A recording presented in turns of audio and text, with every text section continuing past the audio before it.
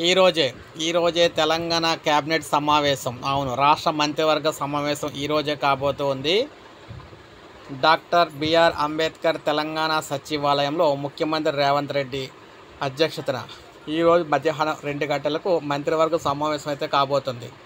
గత సమావేశంలో ప్రతి 3 నెలలకు ఒకసారి కేబినెట్ సమావేశాన్ని స్టేటస్ రిపోర్ట్ మీటింగ్గా నిర్వహించాలని నిర్ణయించిన సంగతి తెలిసిందే. ఈ ప్రభుత్వ హయాంలో ఇప్పటి వరకు జరిగిన 18 మంత్రిమండలి సమావేశాల్లో తీసుకున్న 327 నిర్ణయాలు, వాటి అమలుపై యాక్ట్ టేకెన్ రిపోర్ట్ను ఈ భేటీలో సమర్పించి చర్చించే అవకాశం ఉన్నట్లయితే సమాచారం. మేడిగడ్డ బ్యారేజీలో మరమ్మతులపై ఎన్డీఎస్ఏ విజిలెన్స్ ఇచ్చిన నివేదికపై చర్చించే అవకాశం ఉన్నట్లు తెలుస్తుంది.